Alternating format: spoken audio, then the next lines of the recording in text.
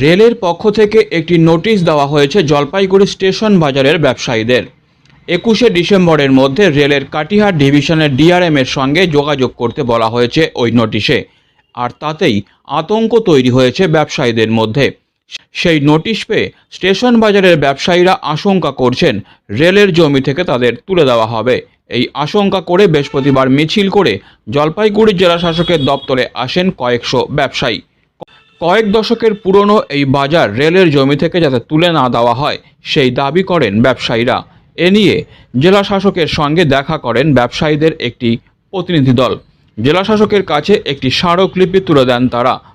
ব্যবসায়ীরা জানান, স্টেশন বাজারে ছোট বড় প্রায় 600 মানুষ ব্যবসা করেন, তাই এই বাজার যাতে কখনো না তোলা হয় সেই দাবি করেন তারা। বলেন, আমরাও চাই রেলের উন্নয়ন হোক, তবে আমরা যারা দীর্ঘদিন ধরে ব্যবসা করে আসছি তাদের পুনর্বাসনের ব্যবস্থা করা হোক। শাসক দপ্তরে কেন যাচ্ছেন? আমরা রেল থেকে একটা কাল ফোকাসের নোটিশ পেয়েছি। সেই ফোকাসের নোটিশটা যাতে উনি অবগত হন সেই ব্যাপারে আজকে আমার ডিএম অফিসের ডিএমের কাছে দেওয়া। কি নোটিশ দিয়েছে? নোটিশ দিয়েছে যে আপনাদেরকে 21 তারিখের মধ্যে ডিআরএম ক্যাটিয়ারের সাথে দেখা হবে। কোনো ওঠানোর নির্দেশ দিয়েছে? সেটা বলেনি, সেটা নোটিশে সেটা নেই। কিন্তু আমরা আতঙ্কে আছি, সেই ক্ষেত্রে আমরা আতঙ্কে আছি যে পরবর্তীতে আমাদের বলে যায় যে উঠে যেতে হবে, সেক্ষেত্রে আমরা কী করব?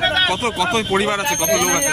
পরিবার বলতে তো 3500 মানে দোকানদার বললে 600-এর উপরে দোকানদার, তাদের পরিবারে মিলে প্রায় 4000 পরিবারের লোকজন রয়েছে। তাদের রুটি রোজগার টোটাল এই স্টেশন বাজারের উপর। ঠিক, আপনার নাম? আমার নাম জয়ন্ত।